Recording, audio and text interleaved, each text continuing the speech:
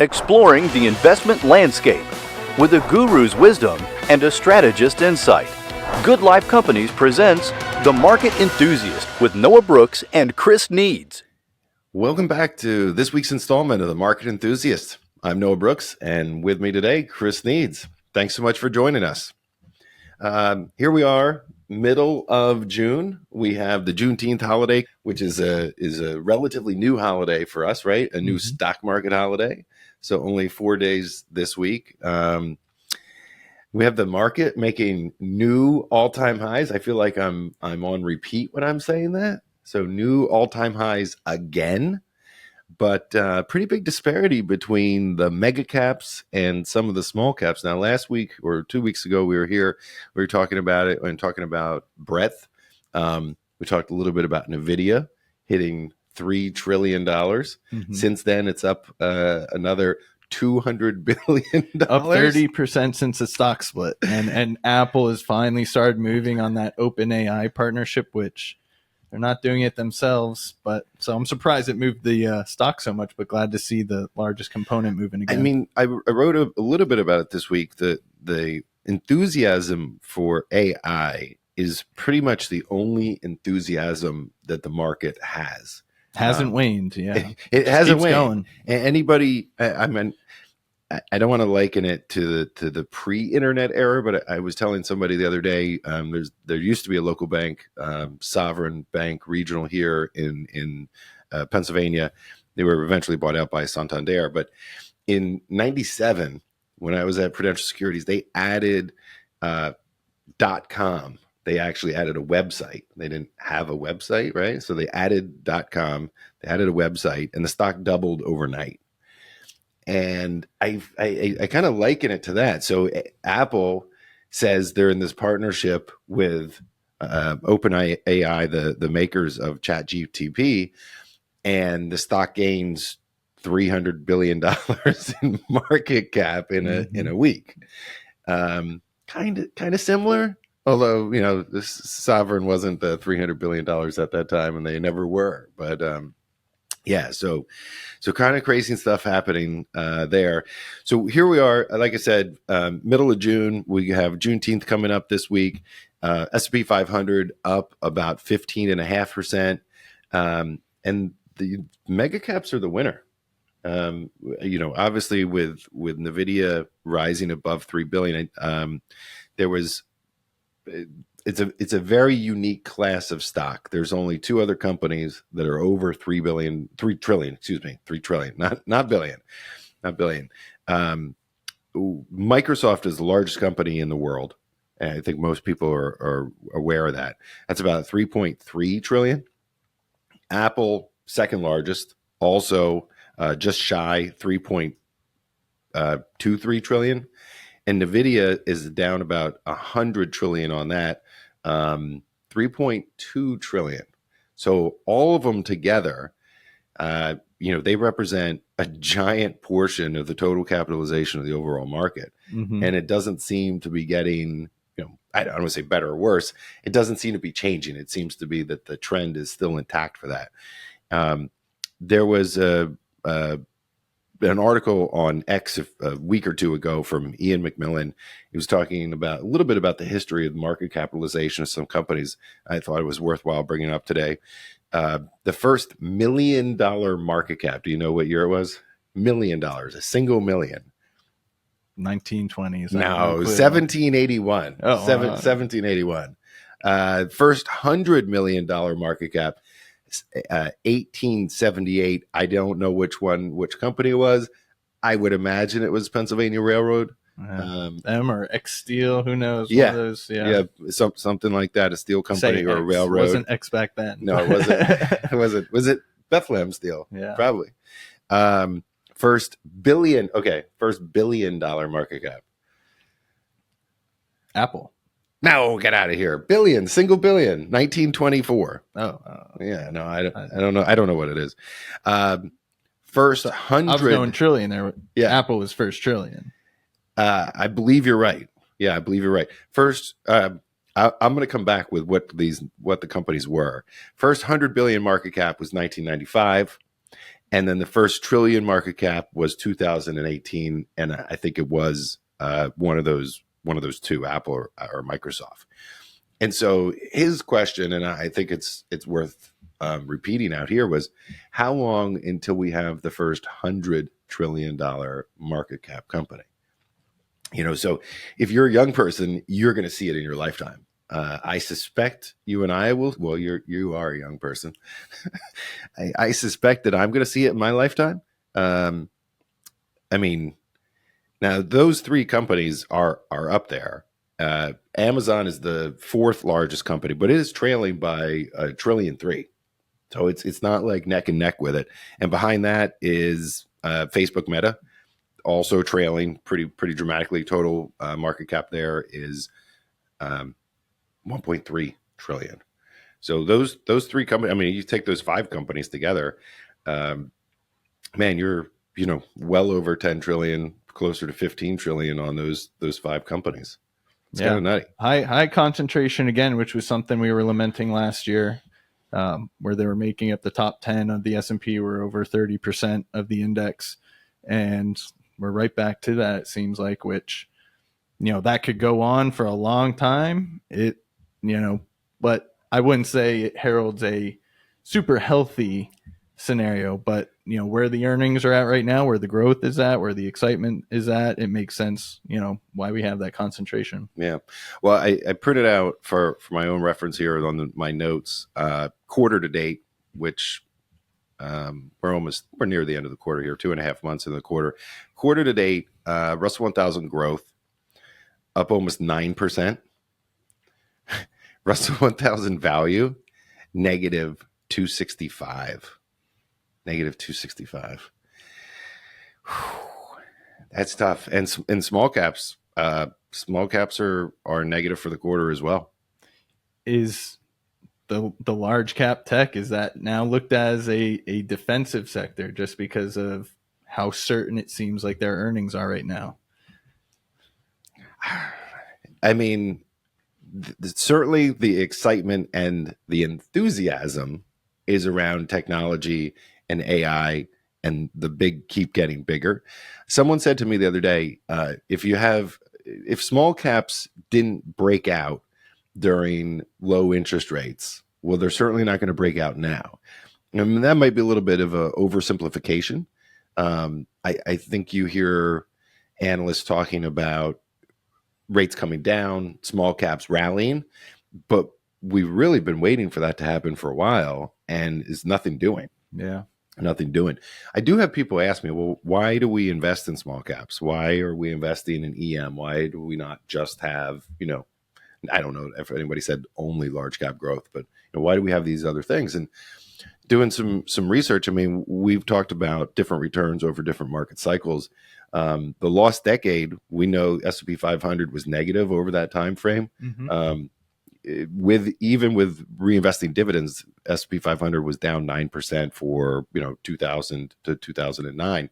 On the other hand, small caps were positive, up almost 70% in that time period. EM stocks were positive over that period, I think about 140% over that time frame. I'm not saying you own them, because the rest of the market is going to tank and we're going to have a lost decade. They're a great diversifier, but they have not worked. They're certainly not working for this year. They're underperforming over the last year, 2 years, 3 years. The expectation is that they'll come back, but right at the moment, the enthusiasm is for AI and for those large companies who can afford it and have the power on the suppliers to get those chips. Rates schmates, right? What do they care? I mean, they have the money. They have the free cash flow. Free cash flow and cash piles sitting at 5%, which with those cash piles, they're happy to just accumulate that interest while they're looking for investment opportunities. Yeah. How much free cash does Apple have? Were you batting that stat around the other day? I think they were 160 to 180. I think Google has an even larger cash pile. I think they're over 200 billion in cash. Yeah. Where do you think they keep that in, like an online checking account? Direct treasuries. Okay. So since the last time we were sitting here, we had the jobs report come out.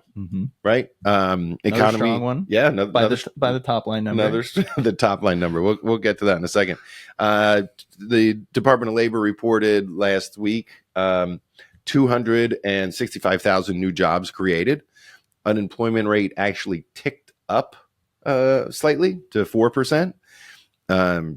Labor participation rate kind of holding steady. It came down 0.1%. So labor participation rate, working age people, I think it's 18 to 65. What's the percentage of people working? It was 62.5%. And I think it came down to 62.4%. For reference, prior to COVID, we were up in the 65s. I think it was 65 and a half. During COVID, came down to about 60. It's rebounded, but it has not come back to pre-COVID levels yet. I don't know if it's gonna. Some early retirement, with how the markets have been. Obviously, 2022 is rough, but besides that, the market's been performing very well. People feel comfortable maybe retiring a little early, and then maybe some difficulty in the younger cohort of people, maybe 18 to 25, struggling maybe with unemployment and maybe pulling that number down for an intermediate term. If you left the workforce, let's say you retired early, meaning, pre-65, you're going to be counted as not working in that labor participation rate.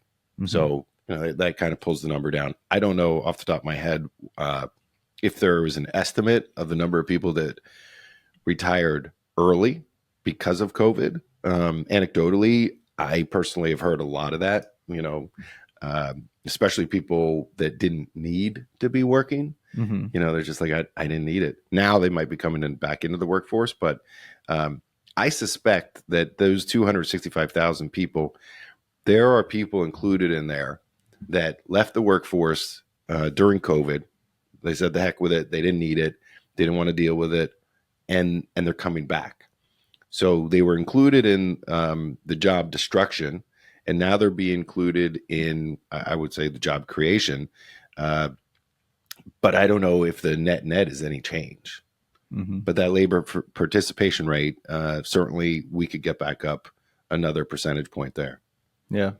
That would be ideal. It would be great.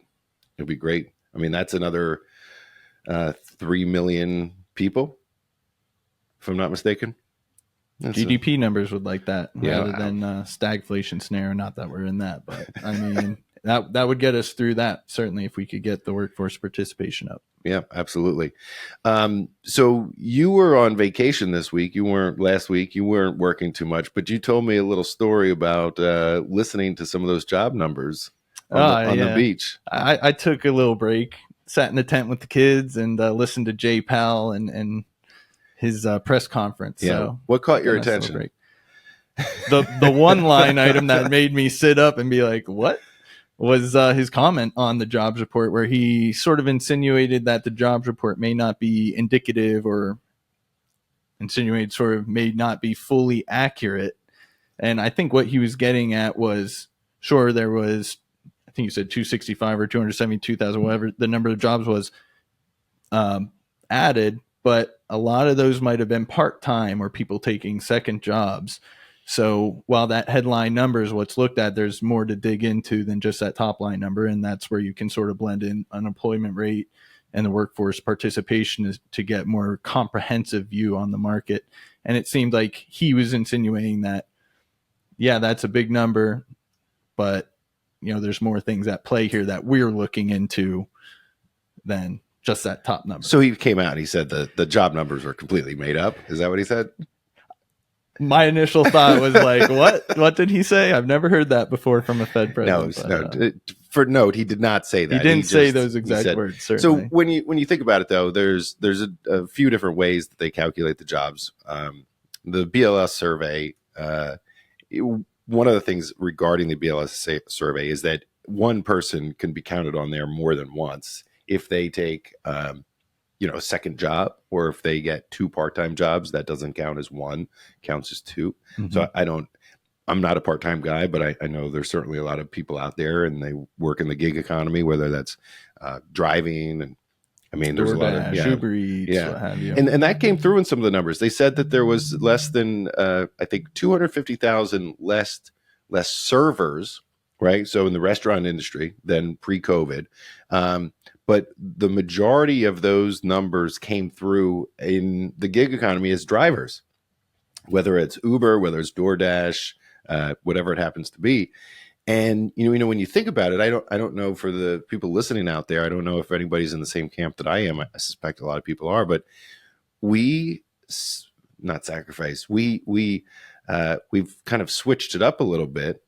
It's almost like the movies in the 80s and 90s.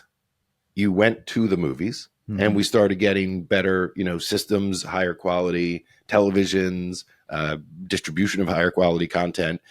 And at some point you go, well, I'm not going to go to the movies. I'm just going to sit at home and watch it on my new plasma, my new LED television back in the late 90s or early 2000s.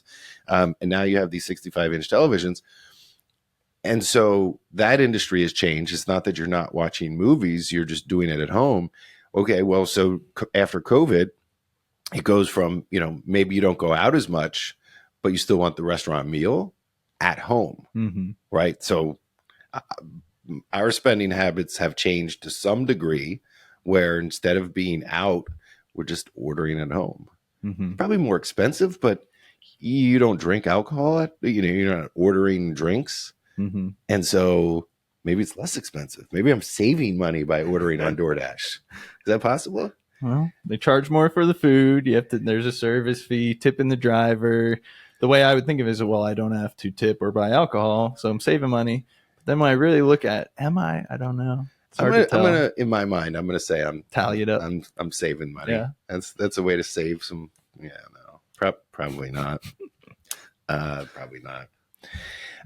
So I mentioned the holiday coming up. A few weeks ago, I said that my wife and I were out. We did some traveling. We saw some shows. And then since the last time I was here, we saw another show. We're continuing the Tom Petty tour. For everybody out there, I said that, Tom Petty had passed away, and it was somebody that we wanted to go see, and we just never did. And then there was kind of this impetus to be like, hey, these guys are, they're not going to be around forever. Certainly the Grateful Dead. And then last week on Tuesday, we went and we saw the Rolling Stones in Philadelphia. Now, these guys are just as old as Grateful Dead, right? Different kind of music. But Ronnie Wood, I think he's 81. He's up there jamming on the guitar. Mick Jagger, he's a rock star. So he's still alive. I have no idea. Living his life. That was at Philly, where at the Link where the Eagles play. It was packed, sold out. I mean, it was a great show. They're not. It was. I'm sure it wasn't like a show in the 80s. They were a little bit slower, but it was sold out, and people are excited to see them. I just saw. So we were in Vegas. We saw the Sphere, and I just saw that the Eagles are going to do a residency now at the Sphere. Wow. Do you know who the Eagles are? I do know who the Eagles are.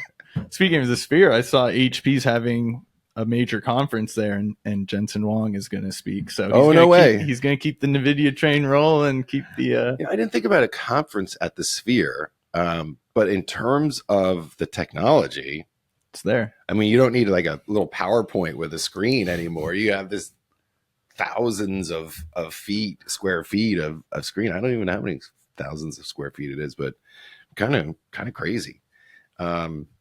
Yeah, kind of crazy. The one thing I didn't mention, when we were coming back from Las Vegas 2 weeks ago, a flight home, it was a few days before D-Day.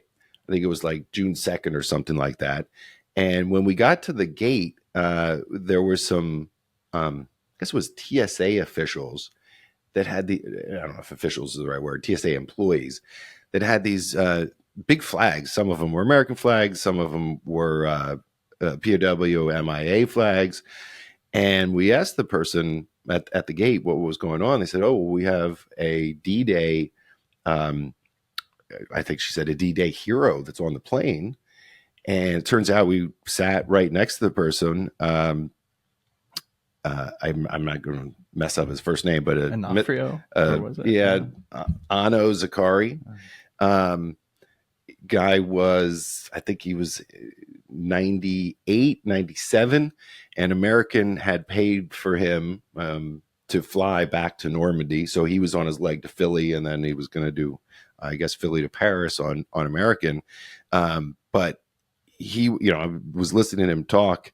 He was amazing. He was just an incredible, interesting character. And then, so a few days after that, during D-Day, sure enough, we turn on nightly news, ABC, and I'm sure everybody's talking about it. And there is this guy that we just were on the plane with, Mr. Zakari, who was being interviewed on the beaches of Normandy about his time there. And the men, I'm going to assume women, but the people from D-Day, there are very few left. Yeah. I mean, it's definitely, I think it's less than 1,000, if I'm not mistaken, dying off left and right. But I didn't mention it last time. I thought it was interesting, and it was it left a little mark on me, just hearing him talk personally, obviously on the news, but just Imagine his emotions going back there after being there almost a whole life ago. The feelings that must have come back to him. Crazy. I mean, I got choked up when I realized what was going on and listening to him talk. But yeah, it was interesting. Let's put it the way. Something I probably won't forget. Yeah. Okay. So get back to finance. What else do you have for us today, Mr. Needs? I just sort of going back to when I was listening to Jay Powell, I thought in the last meeting, which was April 30th to May 1st, I think, they had some hot data where they could have been, I would have argued, if they're data dependent, moderately hawkish, and they were anything but hawkish. They were super dovish in that press conference from that May 1st meeting, which sort of led to the strong May a little bit. And then in this one, I felt like we got some data points that were in their favor towards maybe, a dovish side of things. And I felt like the verbiage he was putting out there was, I would say, slightly to moderately hawkish. So I was sort of surprised by that. I mean, there's a huge hurdle for them to be full hawks and get off of this rate cut train that we're kind of on. They're still on the higher for longer, but leaning towards a cut this year based on the numbers they're putting out there. But I was surprised by that, to hear sort of the change despite the data that was coming out. I mean, we had CPI come at 3.3 versus 3.4 expectation on headline. Core came in at 3.4 versus 3.5 expected. Good data points. PPI came in cool, 2.2 versus 2.5. And, the only strong point was that jobs number, which he seemed to, we'll say, poo-poo a little bit. Yeah. And he came out moderately hawkish is how I took it. I think it's worth noting here that the Federal Reserve is in this really weird predicament where I think technically they would like to see job losses in the economy before they started to lower. And so, at the same time, they also want to be ahead of it. They don't want to wait too long. But you have an election coming up. They don't want to be seen as being political, right? They want to be apolitical. We had said, I think a few weeks ago, 3 or 4 podcasts ago, that we didn't think they were going to do anything before the election. And so with June coming and going and essentially them kicking the can down the road, I think it's almost impossible that they do anything before it. Now, if I'm not mistaken, there's a Fed meeting the day after the election. There is. Yep. So we'll be closely watched. Yeah. It wouldn't surprise me if they made a change the day after. The odds are currently straddling September and that November meeting, if I'm correct. So, yeah, there's going to be lots of ramifications. Yeah. Now, just keep in mind, they don't have to make a change on a Fed meeting day. They could make a change at any time. They have complete power and discretion to do that. So do they normally do it on a Fed meeting day? Imagine if they did on an off month in October. That would be surprising. I don't think so. I don't think they're going to do it before the election. I don't think so either. Yeah, I don't know. But let's go back to the CPI a little bit, because so the year over year number obviously is coming down pretty dramatically. It's 3.4%, but the month over month was 0.2, which was it was actually, if you go out another decimal, it was 1.6%. Now, we can go out as many decibels as we want, but the fact of the matter is, the way they're measuring it, it is coming down. Yeah. I mean, if you annualize that number in a vacuum, that gets them a lot closer to that 2%. You'd be just a shade above it, which would be welcome. So why was he hawkish? I don't Well, he get it. doesn't want to drive the market up, Yeah. right? That didn't stop him before, but Well, has something changed? Mm. I don't know. So you mentioned PPI. PPI is still coming down, right? Pretty significantly. That's the producer price index, which is wholesale goods and services. That's coming down. Do you think that if there wasn't an election, that we'd be on a different rate course? I think they feel that pressure, and yes, it's weighing into it, but I think they don't want to be reactive again. We talked about that. Sure, he doesn't want to be Arthur Burns and cut too early, but he doesn't want to be reactive. He doesn't want to be blamed as the Fed causing another recession, which is, the overarching narrative out there over the years. They caused the boom and bust cycles themselves, which is entirely true, but it sure seems that way sometimes. And, well, they have an impact. Definitely do. They essentially control a lot of the business decisions out there. Yeah. Yeah, no question about it. So they take a business cycle and they, I don't know, not necessarily leverage it, but they'll make it better or worse. And a lot of times they don't help. Yeah. They seem to speed things up a little bit. Yeah. To make things, I mean, listen, this time we have a situation where, in modern history, it's nothing like this has ever happened. The pandemic, people out of work, emergency relief, this has not happened in modern times with the speed of the industries, everybody being out of work, everybody coming back to work, the supply chain issues. This is really a new frontier for the Federal Reserve. And many case studies will be done on this for sure. I can only imagine what B school is going to be like in 10 years, looking back on COVID. I mean, 20 years was certainly the, hindsight being 2020 and all that. There's going to be, you'll probably get degrees simply on pandemic finance. Yeah. Right. If they don't have it, it's coming. Yeah. If they don't have it, it's coming. One of the things that I talk about with some people is, are we through COVID? I mean, is COVID done? One of the things that I saw this week related to travel was one of the long haul carriers, Cathay Pacific, based in Hong Kong. They fly to Asia. They fly some to Europe, but a lot of Asia from the U.S. and Europe.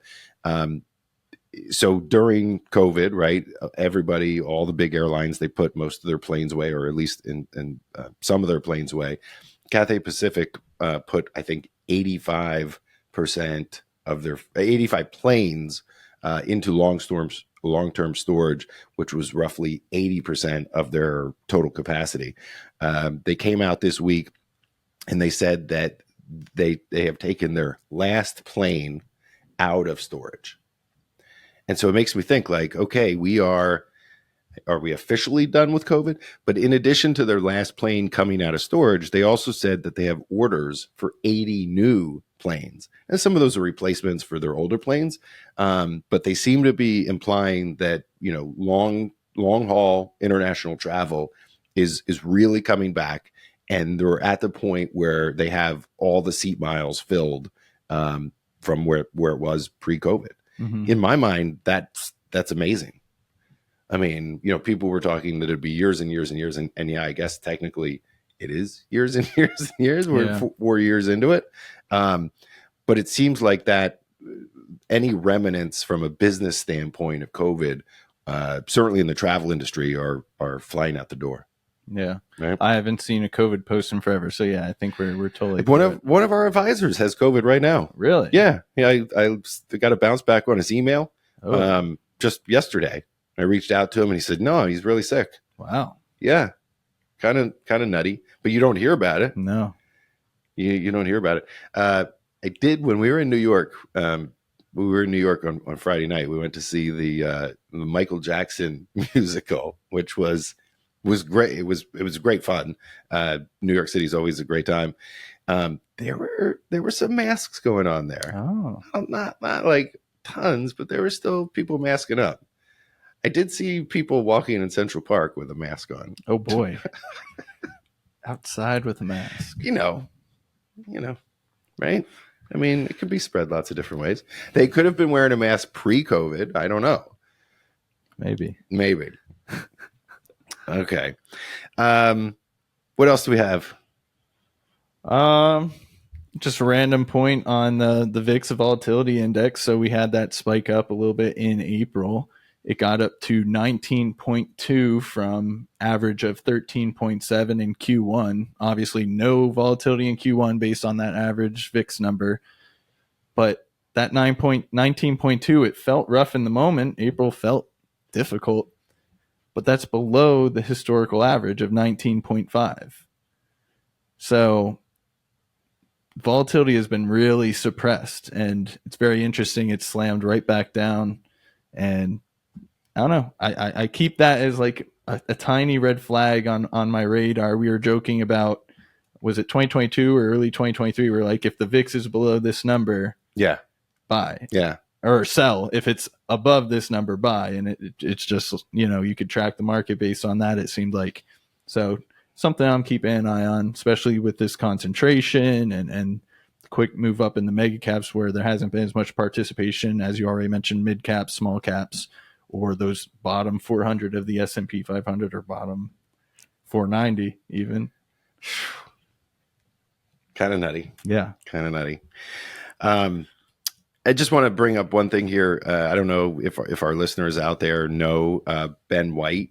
He was a finance journalist, been around for a long, long time. I think he started his career at Politico and has been at reporting on CNBC, Journal, New York Times, things like that. He passed away last week. His wife came on X and announced it. Just a shout out to him. I've been paying attention to his articles and his reporting since the global financial crisis. He had some great stuff on that back then. So just a shout out to him and his family. I have a quick call out, I guess. So we had the U.S. Open this past weekend and went down to the wire. Rory McIlroy and Bryson DeChambeau. A little bit of fireworks there. If you don't know the history, if you're not into the golf game, obviously there's been this live golf tour, which Bryson DeChambeau was a defector to, took a big payday. Rory McIlroy, one of the biggest outspoken critics about it. And, they were going mano a mano. It came down to the last couple holes. And unfortunately for Rory, he kind of choked it away, missing two very short putts on 16 and 18. But our area has a little connection to our area, to U.S. Open. Okay. Yeah. So Pinehurst number 2, where U.S. Open was played at, was designed by one of the master class architects in terms of golf courses, Donald Ross. And our local, the club I belong to, actually was redesigned by Donald Ross, who I call the infamous Donald Ross. And he's famous for his false front greens. So if you land in the front third, or maybe even a little more in the middle third of the green, it's an illusion, and that ball will come rolling 10, 15 yards back into the fairway. And if you watch the tournament at all, you saw a couple of them. I think Rory even got hit with one where hit to the middle of the green and it rolled 15 yards off, and then he had to chip it right back up on there. So I call him the infamous Donald Ross, because we have at least 4 or 5 false fronts up at Schuylkill, and I'm not as good as them, and I fall victim to it. I'm still waiting for that invite, though. Oh, it's an open invite. Oh, you know what? I don't really like open invites. All right, I'll give you a formal invite. Everybody says, "Oh, it's an open invite. Just let me know when you want to go." But whether that's dinner or out on the boat, no one ever does that. It's like you need a specific invite. All right. We'll get you a formal invite. Okay. Listen, everybody, thank you so much for joining us today. We really appreciate it. I guess in closing, I'm going to say, the market's up. All-time highs. All-time highs again, right? 5460, if I'm not mistaken, on the S&P 500. NASDAQ at all-time highs. Dow, not so much. Mid caps, not so much. Small caps, not so much. We really, I guess there's an expectation that they're going to come alive at some point, maybe after the Fed lowers, which isn't necessarily guaranteed, but it's coming at some point, hopefully after the election, maybe even before the election, but probably not day after, maybe. So keep that in your sights. But stock market overall, S&P 500, all-time highs once again. And there has been a lot of naysayers out there over, whether it's this year, whether it's last year. People have remnants of 2022 in their brains, but it has not happened. So I've been saying this. I've been saying this for a while, but I've been saying it a lot in the last week or two. You sound smart telling people not to invest. I mean, you do. You list these reasons, and everybody just agrees, right? And they start shaking their heads. People love fear. That's why. Yeah, they love it. Oh, okay, this is a reason not to. But the fact of the matter is we're at all-time highs once again. So I'm going to leave you with this. Don't bet against the American economy. Just don't do it. There's times the market's going to be down, but it's not most of the time. All right. For the Market Enthusiast, I'm Noah Brooks with Chris Needs. Thank you so much for listening. The opinions voiced in this podcast are for general information only and are not intended to provide specific advice or recommendations for any individual. To determine which strategies or investments may be suitable for you, consult the appropriate qualified professional prior to making a decision. Economic forecasts set forth may not develop as predicted, and there can be no guarantee that strategies promoted will be successful. All performance referenced is historical and is no guarantee of future results. All indices are unmanaged and may not be invested into directly.